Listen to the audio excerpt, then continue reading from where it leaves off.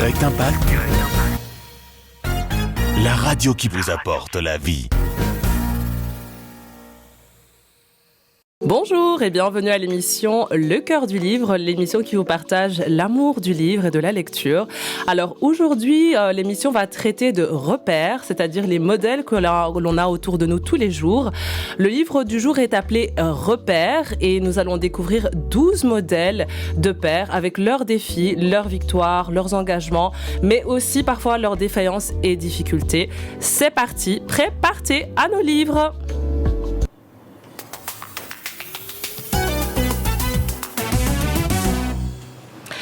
Bonjour, alors aujourd'hui je suis accompagnée exclusivement d'hommes, donc c'est un plateau 100% masculin. C'est vrai que d'habitude on a parfois certaines chroniqueuses qui sont avec nous, mais aujourd'hui je vais commencer par nos invités si vous permettez. Notre invité du jour, bonjour pasteur Jérémy. Bonjour à toute l'équipe qui me reçoit et bonjour à vous qui nous écoutez. Voilà, donc nous sommes avec le pasteur Jérémy Poulet, qui est pasteur donc à l'église Momentum, j'ai bien prononcé. C'est bien ça, à Bordeaux, tout à fait. À tu l'as Bordeaux, bien. et donc il vient tout droit de France. Alors, donc le pasteur Jérémy et Marie, donc d'abord époux avant toute chose, marié à Sandy. On en parlera tout à l'heure parce que quand j'ai lu le livre, on découvre un petit peu aussi, voilà, votre époux. C'est vrai que souvent en préface, voilà, on vous en parlait dans le livre. Vous êtes papa de 2 enfants, donc d'une fille qui s'appelle Alexia et d'un garçon qui s'appelle Baptiste, c'est ça, qui est lui-même papa. Oui. Et j'ai appris qu'il est papa pour la 2e fois, donc vous êtes grand-père pour la 2e fois. Depuis 15 jours. Voilà, on a eu l'exclusivité. On a eu l'exclusivité. C'est ça, c'est pour Super. Pourquoi je parle de papa ? Parce que donc du coup, le livre aujourd'hui que nous allons découvrir, c'est un livre qui s'appelle Repères. Vous avez un petit peu joué sur les mots et puis tiré le mot père.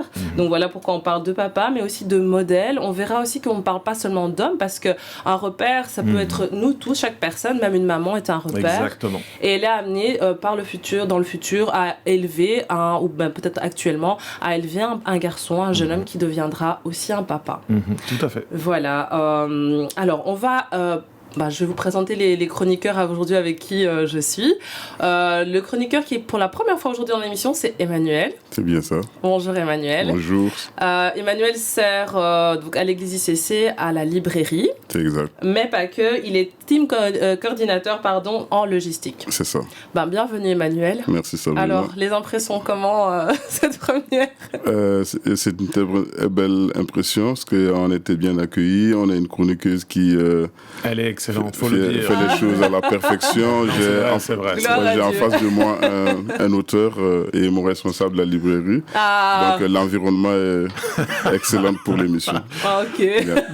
Il vous a bien drillé. Oui, il est fort Emmanuel. Ouais, il est fort. Super. Bienvenue Emmanuel et j'espère que ce ne sera pas la dernière fois. Je l'espère aussi. Voilà, je pense que les auditeurs se rendront compte qu'en fait, en tout cas, Emmanuel va amener beaucoup à cette émission. Je l'espère. Voilà. En tout cas, bienvenue dans l'émission. Merci beaucoup. Et à nos côtés, Olivier, que je présente plus. La preuve ou pas? La preuve.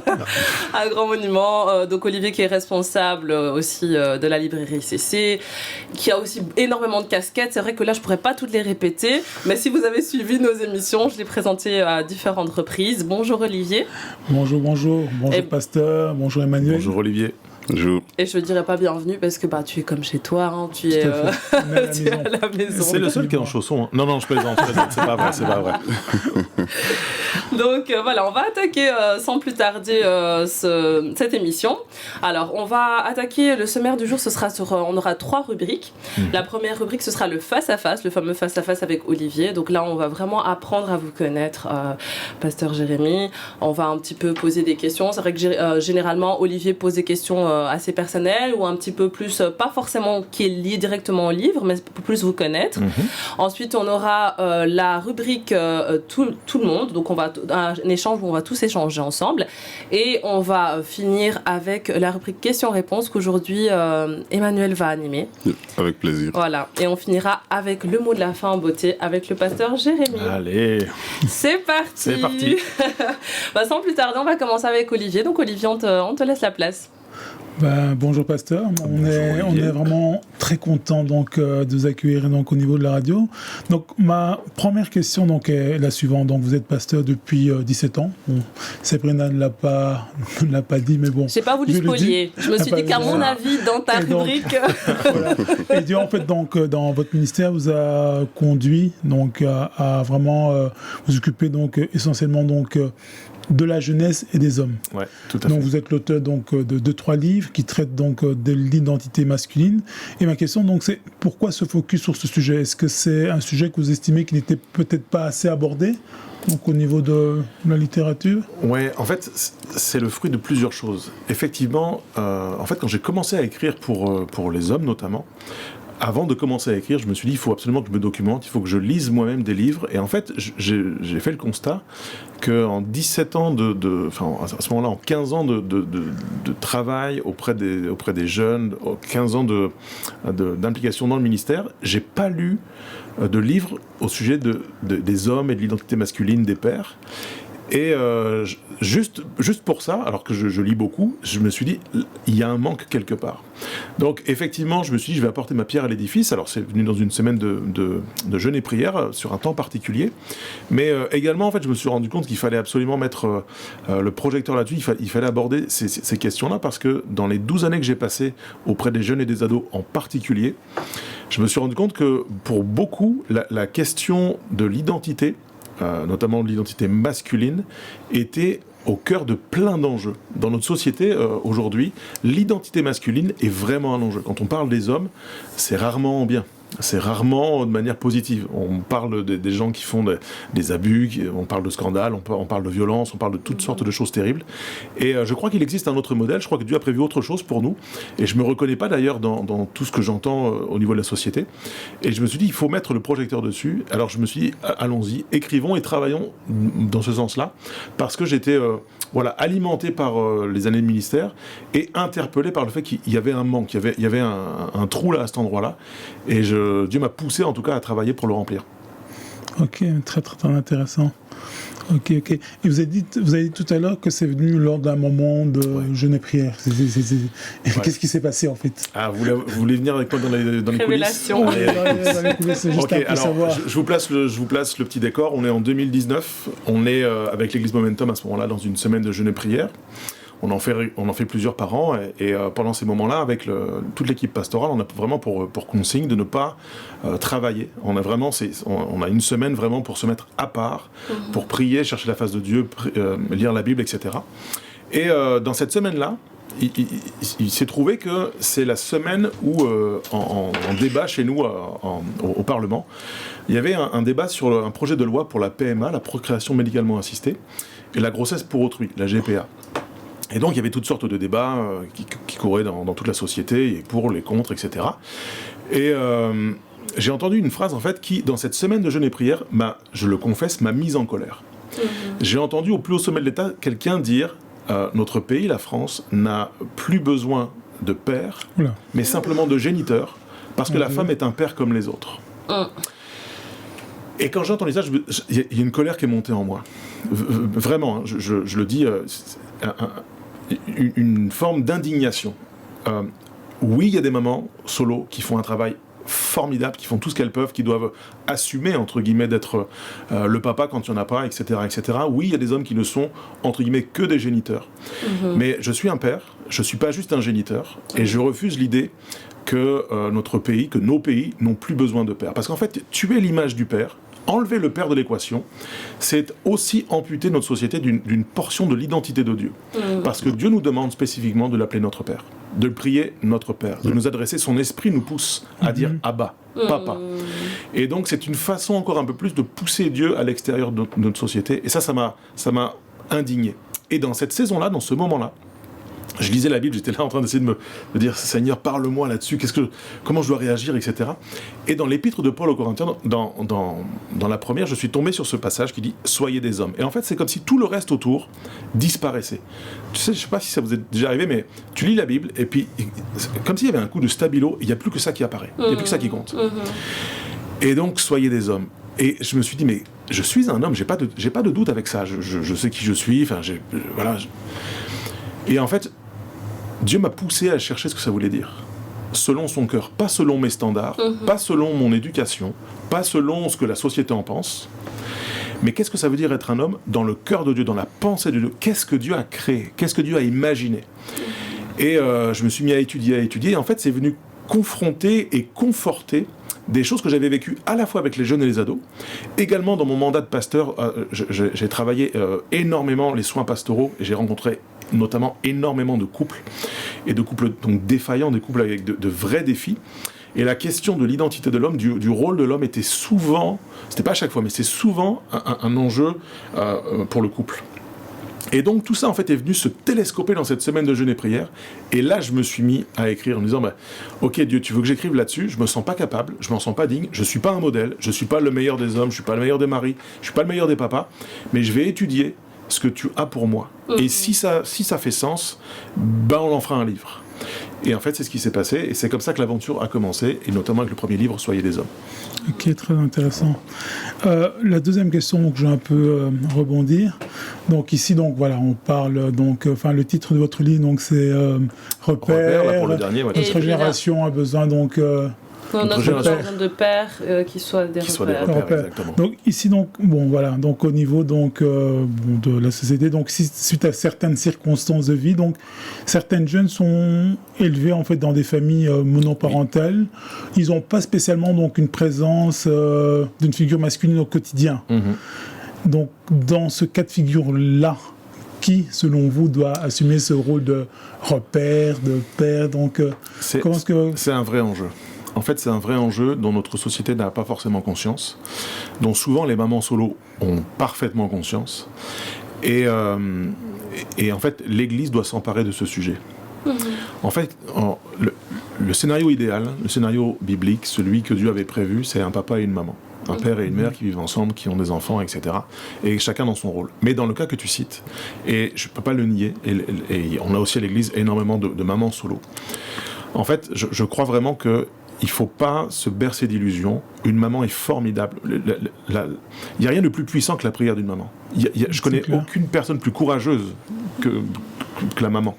C'est vraiment... Je veux vraiment le dire parce que aucune maman ne puisse se sentir comme diminuée ou je ne sais pas, incapable de quelque chose. Les mamans sont vraiment formidables. Les femmes sont formidables et les mamans sont des êtres incroyables. Mais une maman ne remplace pas un papa. Exactement. Et quand il n'y a pas de papa, quand il n'y a plus de papa, quand le papa est parti défaillant ou que sais-je, ça passe toujours par une figure paternelle. Ça peut être, par exemple, un coach sportif. Je sais que certains de mes amis, j'ai fait du sport quand j'étais ado, et notamment du basket, et j'avais un coach de basket, c'était comme un papa de substitution. Avec le recul, je peux le voir, c'est un papa de substitution, pas pour moi, parce que moi j'ai un super papa, mais pour certains des joueurs avec moi. Mais dans l'église, en fait, je me suis rendu compte qu'avec les années, j'ai été, pas un papa, mais une figure paternelle pour bon nombre d'ados et de jeunes. En fait, il y a besoin d'un repère d'autorité, il y a besoin d'un repère d'éducation, et il y a besoin d'une personne qui va te valider dans qui tu es. Et ce travail-là, c'est entre autres, pas uniquement, mais c'est aussi une portion, c'est une dimension, c'est une des fonctions que le père a. On voit d'ailleurs quand on étudie la Bible que les pères avaient des choses spécifiques à faire. Souvent, c'est le père qui nommait l'enfant, par exemple. Parce qu'en le nommant, c'était une façon pour lui de le reconnaître et avec le prénom, le sens du prénom, de lui donner une destinée, de lui ouvrir les portes d'une destinée.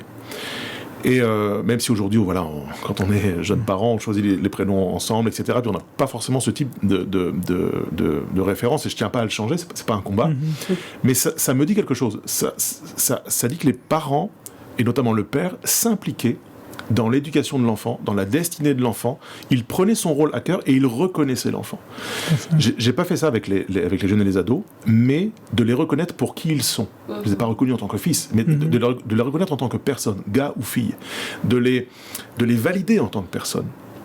de les faire se sentir vivants et d'être un repère d'autorité dans leur contexte est vraiment important. C'est ce qui aide aussi, on étudie ça beaucoup en psychologie, en fait une maman et un enfant, que ce soit un garçon ou une fille, en fait il y a un lien qui est fusionnel entre eux. Je vous apprends rien, mais le bébé sort du ventre de la maman. Et ils ont vraiment été en fusion l'un et l'autre, et c'est toujours le papa qui va travailler à séparer l'un de l'autre. Et c'est nécessaire parce que, on le sait depuis l'origine des temps, l'homme quittera son père et sa mère, s'attachera à sa femme, etc. Le point, c'est qu'on a besoin de quitter père et mère, et cet exercice-là est fait, entre autres, par le papa, par la figure paternelle, qui aide les uns et les autres à devenir autonomes. Et donc, pour qu'un fils ou une fille devienne vraiment autonome, il y a besoin d'une figure paternelle qui vient aider à couper le lien entre le papa, entre la maman et l'enfant. Je suis papa, hein, c'est ce que tu partageais. Et j'ai eu la chance, le plaisir de participer, enfin d'assister à l'accouchement de mon épouse pour les 2 enfants. Et j'ai eu à couper le fameux cordon ombilical. Et tu sais, ça va très vite, c'est un moment furtif, j'étais tout tremblant et je faisais pas le malin. Mais en fait, il y a quelque chose de naturel qui nous parle de quelque chose qui est spirituel. Il y a quelque chose qu'on doit aider, le père doit aider l'enfant et la maman à couper le cordon. Et c'est ce qui va faire que ce petit être qui est encore tout, pardon pour l'expression, qui est tout raccordé à la maman, il va l'aider à devenir une personne. Il va contribuer en tout cas à ça.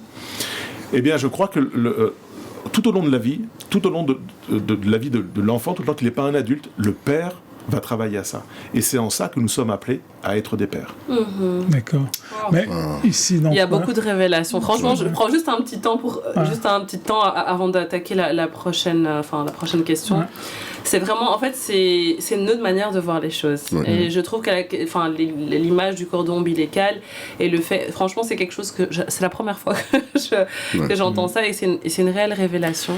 Tu vois, si je prends l'histoire du baptême de Jésus, donc le Jésus qu'on connaît comme avoir été homme sur la terre, il a marché sur cette terre, il est sorti du ventre de Marie, sa mère, il a eu pour père, je dirais, d'adoption, Joseph, qui vraiment l'a élevé comme un fils, mais Dieu le Père, Dieu son Père, a prononcé le jour de son baptême, celui-ci est mon fils bien-aimé, en qui j'ai mis toute mon affection. Et il venait un peu plus couper le lien qu'il y avait entre Jésus et sa maman. Et on sait que Marie était extrêmement attachée, mais c'est parfaitement normal. Il n'y avait rien de mal approprié. Elle était extrêmement attachée à Jésus. Il y avait des promesses par rapport à sa vie. C'est son premier. Elle l'a eu toute jeune. C'est une adolescente. Et Dieu le Père est venu aussi couper et venir faire manifester quelque chose à ce moment-là. Il a pris sa part, entre guillemets, dans la vie de Jésus, dans l'éducation, entre guillemets, de Jésus. D'ailleurs, c'est à partir de ce moment-là que Jésus s'est retiré au désert et son ministère public a commencé à la suite de ça. Alors, il fallait le baptême, il fallait l'esprit, il fallait tout ça, mais il fallait aussi que le Père parle. Le Père a parlé. Le Père a parlé pour que le Fils devienne l'être autonome, celui qui allait entrer dans le ministère, accomplir le projet de Dieu pour sa vie et sa destinée. Il fallait que le Père parle. C'est en ça que les figures paternelles sont importantes. Encore une fois, j'ai pas été le père de tous les jeunes et les ados que j'ai eus en termes de ministère, mais j'ai parlé dans leur vie. Et ça a compté pour qu'ils deviennent ce qu'ils sont devenus. Tout à fait. Yes. Bon, c'est très très intéressant.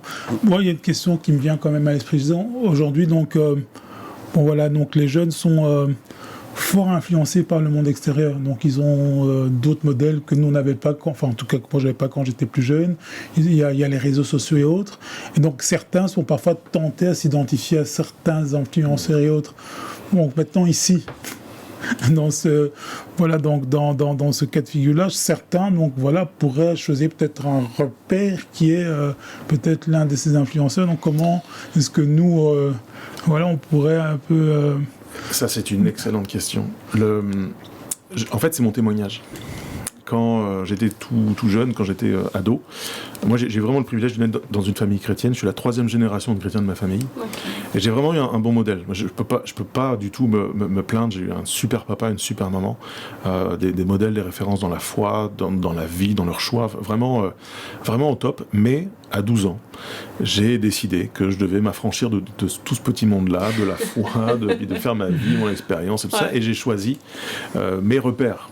Et en l'occurrence, je suis aussi musicien. Et en fait, je suis devenu musicien à ce moment-là parce que j'ai été impacté par un guitariste que j'ai vu dans un film, et je me suis promis qu'un jour je deviendrais lui. Alors c'est un peu radical, mais je vous assure que ça a été en tout cas ce qui m'a poussé, ce qui m'a motivé à apprendre la guitare, et c'est ce qui m'a conduit également dans toutes sortes de drames. C'est un guitariste de hard rock, et je suis tombé dans le hard rock à ce moment-là, donc c'était les années 90. Un monde très noir, très violent, très occulte, très orgueilleux, beaucoup de mensonges, beaucoup de choses comme ça. Et donc je me suis identifié à lui. Et je voulais devenir lui. J'ai cherché à lui ressembler physiquement, pas juste au niveau du jeu de guitare, mais j'ai cherché vraiment à devenir lui, à m'habiller comme lui, à me tenir comme lui, à me laisser pousser les cheveux comme lui. Alors je sais que ça peut être difficile à croire parce que là j'ai les cheveux courts, mais en tout cas j'ai tenté de me laisser pousser les cheveux, bref. Et j'ai cherché donc à m'identifier à quelqu'un. Et en fait, ce chemin-là m'a amené, je vous passe l'histoire, mais j'avais 15-16 ans à ce moment-là, et j'ai eu l'occasion de passer une audition pour devenir guitariste professionnel, etc. Alors j'étais tout jeune, et j'ai eu mon premier contrat, j'ai eu mon premier contrat pour devenir musicien. Et l'ami qui m'avait amené à cette audition avait lui raté son tour, et il me dit « Oh, t'as tellement de chance, moi aussi j'aurais voulu signer avec Lucifer Productions. Wow. » Et en fait, quand j'ai entendu ça, je me dis « Waouh, Seigneur, qu'est-ce qui se passe ?» Et là, en fait, alors que j'avais quitté, j'avais plus ou moins tourné le dos, je voulais pas entendre parler de Dieu, je voulais faire ma vie. En fait, à ce moment-là, sur ce parking, je me souviens, c'est comme si Dieu m'avait parlé. J'ai senti un froid dans le dos. Et Dieu, tu sais, c'est comme si, c'est pas ce qui s'est passé, mais c'est comme si Dieu me disait, maintenant, t'as le choix. Maintenant, il y a 2 chemins devant toi. Et il y avait donc un chemin qui me menait, je savais, vers la mort, et il y en a un qui menait vers la vie. Ce jour-là, je suis rentré chez moi, et au lieu d'aller dans ma maison, en fait, on habitait une rue parallèle à l'église que je fréquentais plus. Je suis allé à l'église, j'ai poussé à la porte, c'était un jeudi soir, un jeudi après-midi, je me souviens, le pasteur était là, et je me présente à lui, il était surpris de me voir, et je lui explique l'histoire. Et lui, il savait pas quoi me dire à ce moment-là. Il me dit, écoute, je vais pas trop prêcher l'évangile, tu le connais par cœur. Il me dit, écoute, ce soir, je démarre une formation pour les futurs baptisés, t'as qu'à venir. J'ai dit, mais qu'est-ce que... Il n'a pas compris. J'ai pas envie, moi je veux devenir musicien. Et je me suis présenté, et en fait, cette formation-là, une révélation incroyable. Écoutez bien, je pense à quelqu'un qui va entendre ce message-là. Ce que je vais dire là, ça peut changer ta vie. En fait, je connaissais toute la vie d'un type qui connaissait rien de moi. Je voulais la vie d'un type qui ne voulait pas ma vie. J'aurais tout fait pour être avec un type qui n'a jamais rien fait pour être avec moi. Et dans le même temps, j'ai méprisé celui qui me connaît parfaitement, celui qui a pour moi et pour toi un avenir et une espérance, celui qui a tout fait pour être avec chacun d'entre nous. Et le choc était tellement grand que je me suis dit, mais je suis vraiment nul de vouloir m'identifier de chercher à devenir quelqu'un que je suis pas. Je voulais pas ma vie, je voulais la vie de quelqu'un d'autre. C'était une façon de mépriser la mienne, alors que Dieu a donné son Fils pour que la mienne soit sauvée, rachetée, pour qu'elle ait du sens. Cette révélation-là m'a fait plier les genoux, j'ai pleuré toutes les larmes de mon corps, je me suis converti, j'ai donné ma vie à Christ, et j'ai choisi de suivre Jésus. Tout ça pour dire quoi ? J'ai pas oublié la question de départ, et certains qui pensent que je suis parti en hors-piste, je suis pas du tout parti en hors-piste. Le point est le suivant. On a tous des idoles. D'autres vont dire des repères. D'autres vont dire des mentors. D'autres vont dire... Et comprenez que je veux placer la barre au bon endroit. En fait, posons-nous la question, qu'est-ce que l'on voudrait que les gens disent de nous à nos funérailles ? Alors je sais que, pardon, je viens de plomber l'ambiance, mais est-ce que je veux qu'on dise le jour de mes funérailles, Jérémy avait les cheveux longs, il jouait de la guitare magnifiquement bien, et puis il dansait sur scène, c'était vraiment une bête de scène. Est-ce que c'est ce que je veux qu'on dise de moi ? Ou est-ce que je veux qu'on dise, par exemple, comme Noé, t'es un homme juste et intègre dans sa génération ? Est-ce que je veux qu'on puisse dire comme Enoch marchait avec Dieu, puis il ne le fut plus parce que Dieu le prit ? Est-ce que je voudrais qu'on parle de moi comme ça ? La réponse est oui. Et en fait, je veux mettre les yeux sur les bons modèles. Pas sur ce qui brille de manière artificielle. Je veux devenir quelqu'un de durable, entre guillemets. Et je crois que tous ceux qui se cherchent des modèles doivent réfléchir au sens qu'ils donnent à leur vie.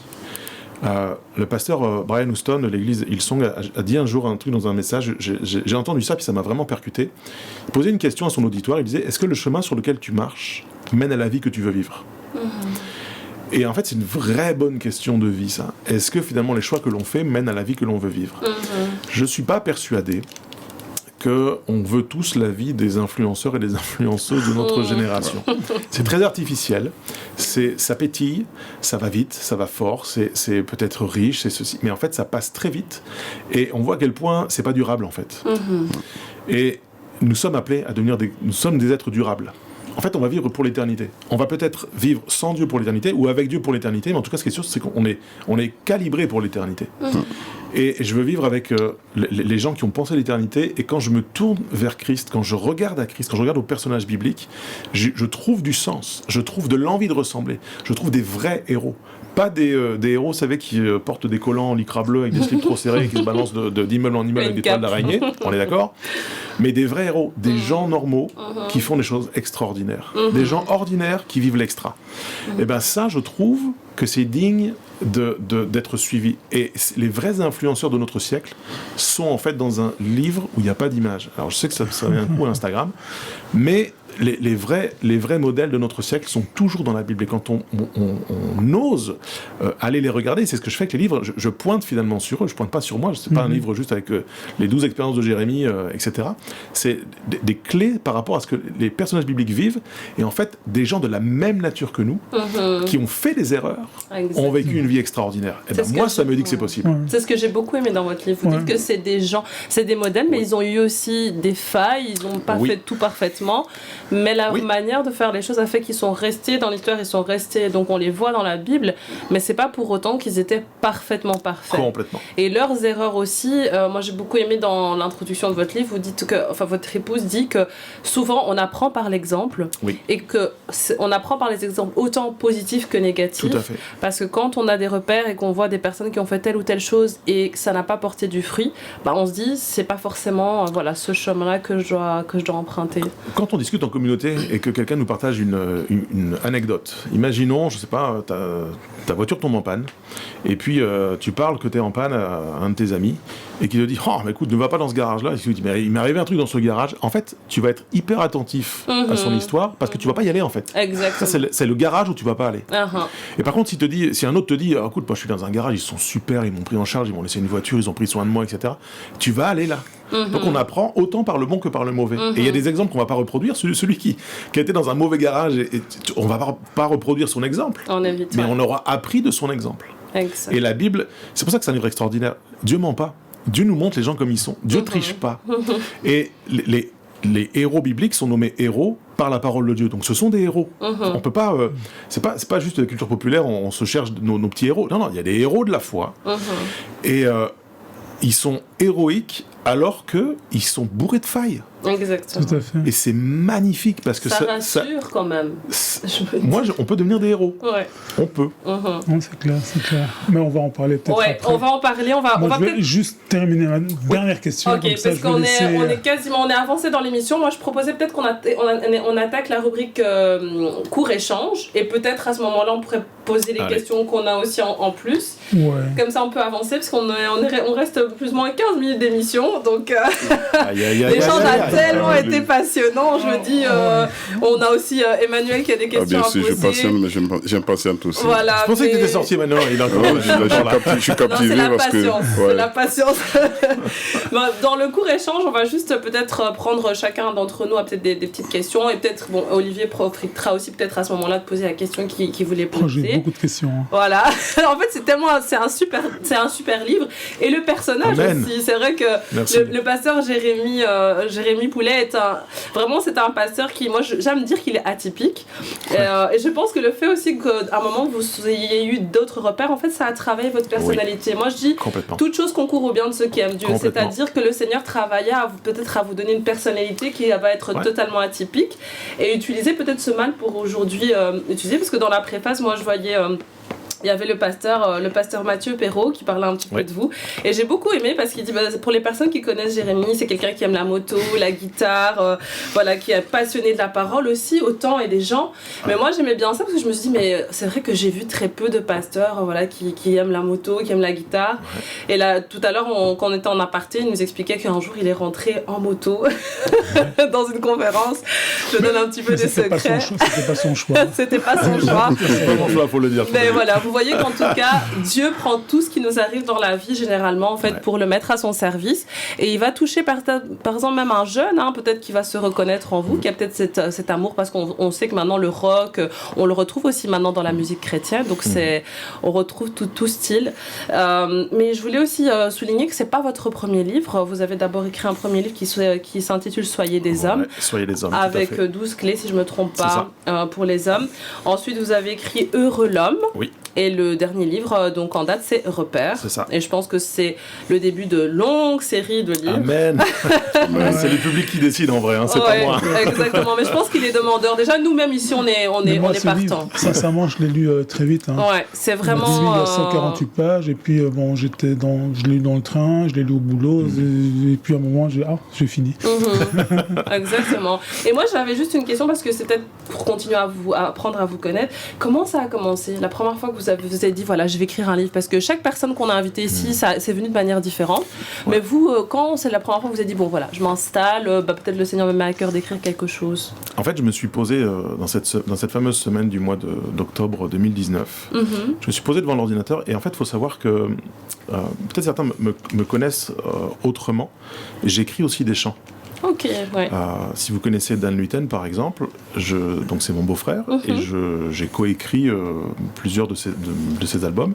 Là, dans 10 jours, après le temps des fêtes, on prend une semaine à deux pour écrire le prochain. Ah, et super. Donc, en fait, ça fait plus de 20 ans que je travaille à l'écriture.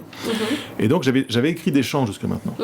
Je suis aussi prédicateur, et j'ai ce défaut, certains de mes collègues me prennent pour un fou à chaque fois, mais j'écris tout ce que je dis. Même si je ne le lis pas, en fait, mais j'ai besoin dans mon processus pour accoucher d'une prédication, le plus souvent, j'ai besoin de l'écrire au complet. Mais moi, j'ai le même défaut. C'est moi, je fais souvent des interventions. Un collègue. Et tout ce que donc voilà, j'ai tendance à écrire. Donc, et j'ai une formation littéraire. Donc, à la base, l'outil, je dirais, texte, ne me fait pas peur. C'est quelque chose que j'aime bien. Et en fait, quand j'ai voulu commencer à écrire un livre, je me suis dit, ok, prenons un personnage biblique. Et donc j'ai pris un personnage biblique. Je me souviens, j'ai pris Abraham, j'ai pris Noé, enfin j'ai pris plusieurs. Ok, si je devais écrire sur Noé, qu'est-ce que je voudrais dire? Et donc j'ai étudié d'abord le personnage. En fait, pour écrire, moi j'ai besoin d'étudier. J'ai besoin d'étudier, alors, si c'est un chant, le thème, si c'est un livre, donc un chapitre, imaginons la vie de Noé, il faut que j'étudie la vie de Noé. Donc j'ai besoin d'abord de lire le récit, tout ce qui a été dit, de prendre des commentaires bibliques, de noter des choses qui me percutent, des choses où j'ai pas la réponse, je vais chercher, je vais creuser. Et des fois tu tombes sur une perle et là c'est formidable. Et donc une fois que j'ai fait ça, après je me dis en fait il faut que j'écrive comme je parle. C'est-à-dire que le défi pour moi, c'est que les personnes qui m'entendent par exemple en ce moment, s'ils lisent mon livre, ils vont savoir que c'est moi qui parle. Ils vont savoir que c'est moi qui écris. Exactement. Et en fait, ce travail-là, c'est un vrai travail d'écriture parce que donc j'écris, mais ensuite c'est corrigé par 3 ou 4 correcteurs différents. Et donc, il ne faut pas qu'ils changent le ton de mon livre. Ils vont corriger des formules ou des fautes d'orthographe ou des choses qui doivent être précisées. Mais il faut que le ton que j'emploie soit reconnu. Donc en fait, l'exercice, c'est d'écrire comme si je parlais et comme si je racontais l'histoire à quelqu'un. Donc quand j'écris un livre, en fait, j'essaie de me placer en face de Manu, et puis je te raconte l'histoire de Noé. Je te partage sur le thème de Noé. Et c'est comme ça que j'écris. Sinon, j'y arrive pas. Sinon, je suis bloqué. Tu sais, le petit tiret qui clignote en haut à gauche, et c'est quoi le premier mot? Je sais pas. Par contre, si je parle à quelqu'un, ça fonctionne. Et c'est ça qui donne en fait vraiment l'envie. Parce que pour nous tous ici qui sommes autour de la table, on a eu vraiment l'opportunité de pouvoir lire les livres. Et c'est vraiment ça. Quand on le lit, on sent que c'est vraiment agréable. On a l'impression d'être avec un ami, on est en train de discuter, peut-être il nous échange. Parce que c'est une analyse, mais en même temps, on connaît tous ces grands héros de la foi. Mais moi, il y a des choses, par exemple, que j'ai découvertes. Et c'est une analyse, mais en même temps, c'est vraiment agréable à lire. Oui. Donc, je vais peut-être laisser la parole à Emmanuel. Merci beaucoup. En fait, j'écoute avec beaucoup de passion ce que Pasteur Jérémie est en train de dire. Et comme Olivier l'a dit, c'est un livre qui se laisse beaucoup lire. On a l'impression de l'écouter. Et j'ai plus beaucoup de plaisir à l'écouter comme j'ai plus de plaisir à lire le livre. Et ce qui m'a frappé quand j'ai vu le livre pour la première fois, j'ai regardé, j'ai trouvé que chaque chapitre était lié à un héros ou un repère différent. J'ai dit à Olivier, wow, voici un livre que je vais beaucoup aimer. Parce que déjà, tu peux lire tout le livre, mais tu peux revenir sur le livre quand tu veux, sur un repère spécifique en fonction de tes défis du moment. C'est-à-dire, tu traverses une situation où tu es en face d'une personne qui est dans une situation, il suffit que tu le viennes dans le livre. Écoute, moi j'ai envie de voir l'histoire d'Abraham parce que je pense que je vais avoir des clés pour résoudre ce problème. Donc le fait que ce soit déjà séquencé, moi ça m'a beaucoup captivé et je sais que c'est un livre qu'on peut relire facilement. Je ne sais pas, est-ce que c'était le but ou il y a d'autres raisons qui ont fait que tu as séquencé ça de cette façon? En fait, je me suis posé la question, est-ce que je fais un livre sur Abraham? Est-ce que je fais un livre sur Moïse? Est-ce que je fais un livre sur Josué? Est-ce que je fais... En fait, j'ai commencé un peu tard, donc je dois faire un livre sur plusieurs personnages. Et en fait, je veux juste donner envie aux gens de retourner lire l'histoire, s'imprégner plus. En fait, il y a plusieurs personnes qui m'ont donné ce témoignage. Tu écris sur Abraham. Je me suis relu tous les passages de la Genèse sur Abraham parce que franchement, j'étais passé à côté. En fait, ça m'a donné envie de relire ma Bible. En fait, une personne qui me dit « j'ai eu envie de relire ma Bible », pour moi, j'ai gagné. Donc, il y a ça. La deuxième chose, et tu as complètement raison, c'est en fonction de la saison de vie. En fait, on a des saisons qui vont ressembler à Noé qui bâtit une arche. On a des saisons qui vont ressembler à Obed-Édom qui, pour un temps, sa maison, elle est bénie, mais de folie. Et puis on se dit, mais waouh, la maison de Obed-Édom, elle est bénie. C'est quoi le secret de la bénédiction de Obed-Édom? Est-ce que c'est ce que je vis en ce moment? Et puis ça fait des fois juste contraste. D'un seul coup, on va se réapproprier les clés qui ont fait que Obed-Édom a été béni. Et en fait, c'est vraiment ça. Il y a des saisons de vie qui viennent nous challenger.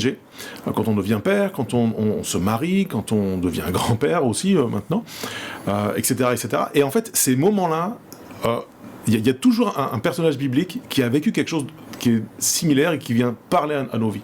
Donc c'est effectivement une des raisons qui fait que j'ai compilé plusieurs personnages bibliques. D'ailleurs, j'espère, dans le prochain livre, je pense écrire une suite à Soyez des hommes. Je ne sais pas si ça s'appellera Soyez des hommes 2, mais en tout cas, le retour des hommes, je ne sais pas.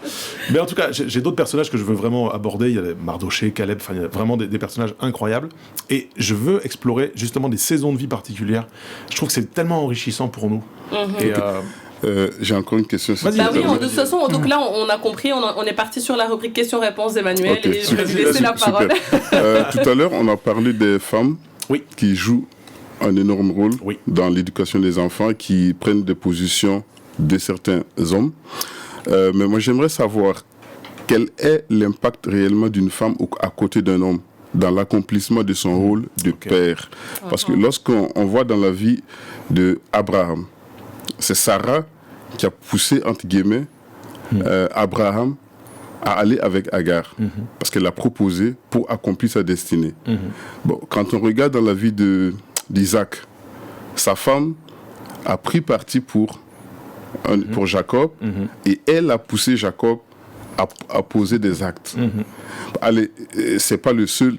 Chez Manoah, c'était différent. La femme de Manoah est venue lui raconter ce que l'ange lui a dit, et Manoah a pris sa position de père.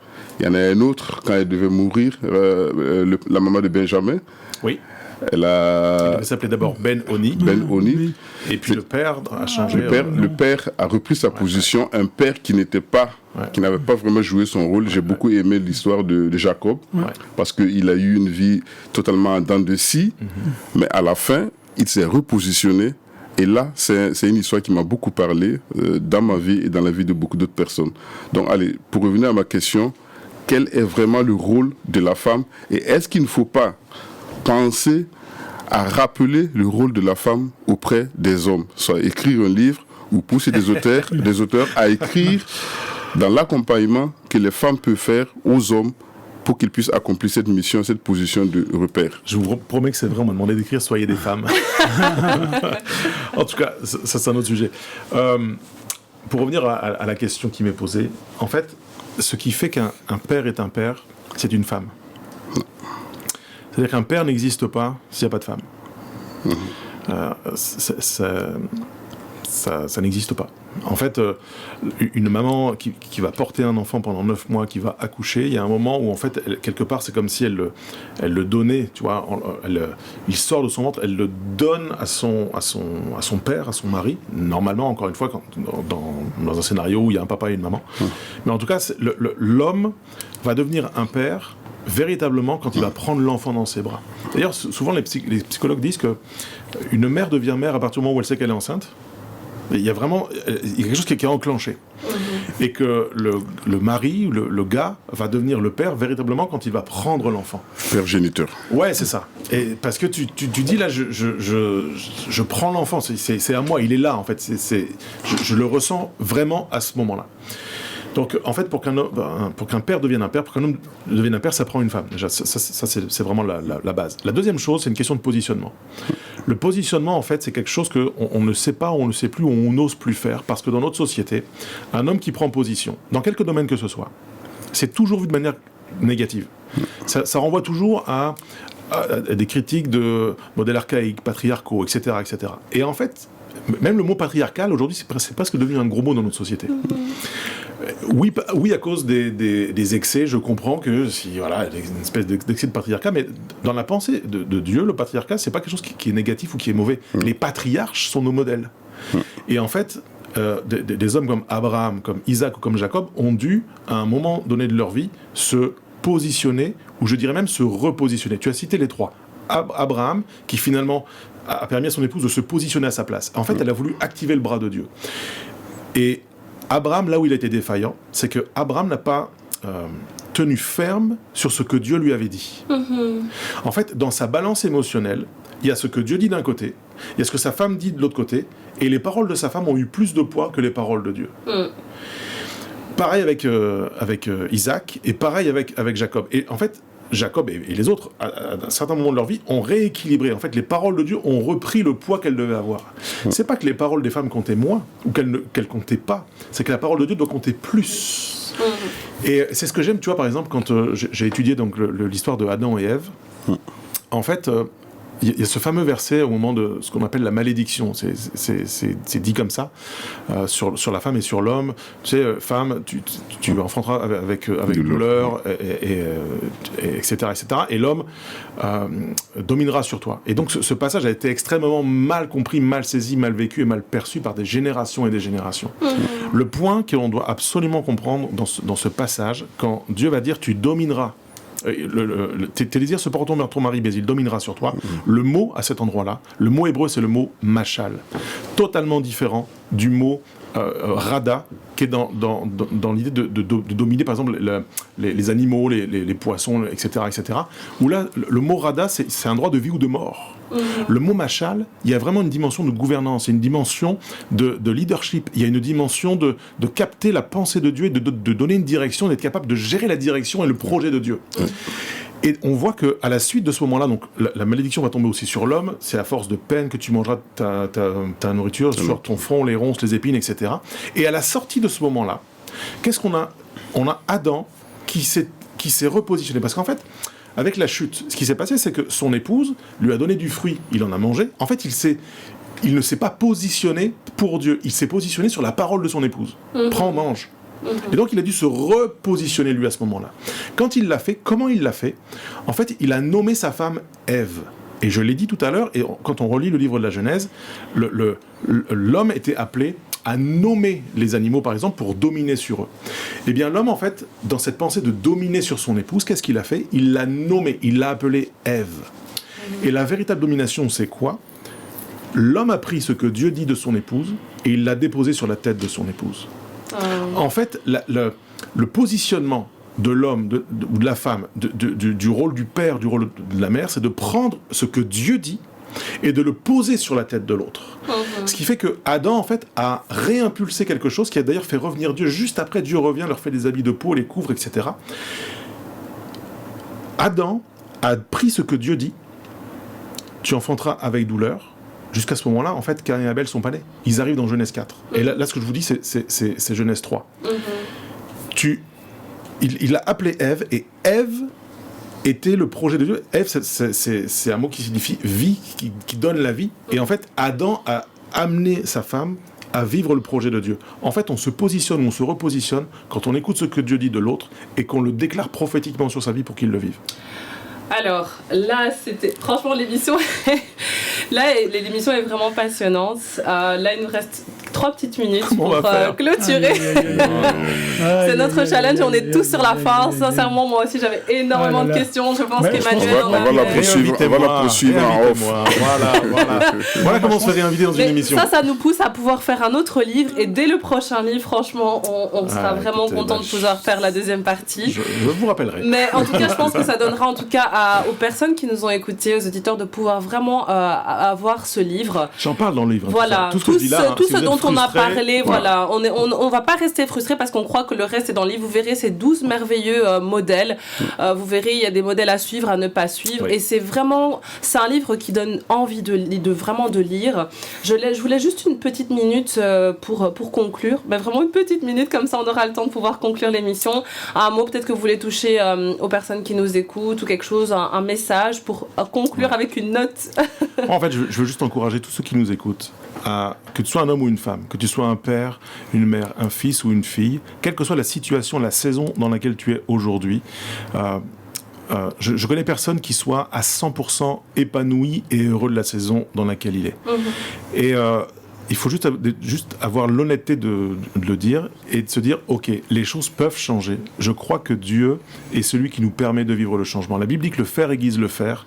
Et j'aime à paraphraser, pardon pour le jeu de mots, le frère aiguise le frère. Et de la même manière, le père aiguise le père. La mère aiguise la mère. Et en fait, j'aimerais encourager celles et ceux qui nous écoutent à aller se positionner ou se repositionner auprès de gens dans leur entourage qui sont des modèles ou des bons modèles.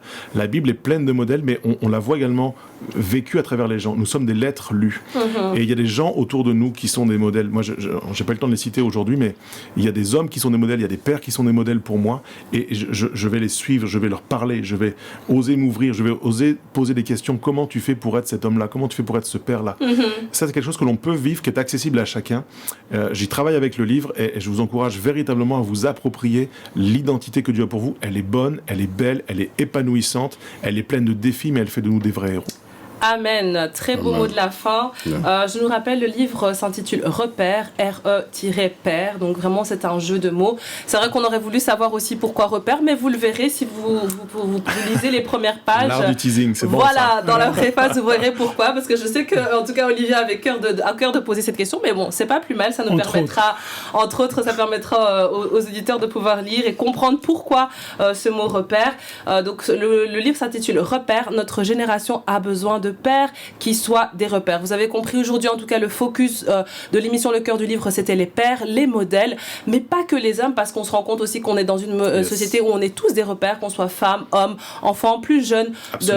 L'environnement ou la société dans lequel on est amené à apporter un changement, à apporter en tout cas quelque chose de différent. Toute l'Église est un repère. Exactement. Et on est dans une société, vous le dites dans le livre, où on est en pleine mutation, de plus en plus en manque de ces repères, et où on ne sait plus vraiment quoi dire ou donner de la tête avec tous ces influenceurs.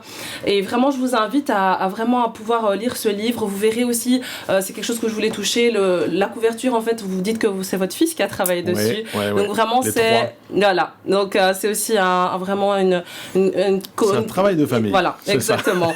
Alors, où on peut par rapport à votre actualité, je sais que vous avez votre site internet qui est JérémyPoulet.com. Voilà, www.JérémyPoulet, donc Jérémy, J-E-R-E-M-I-E,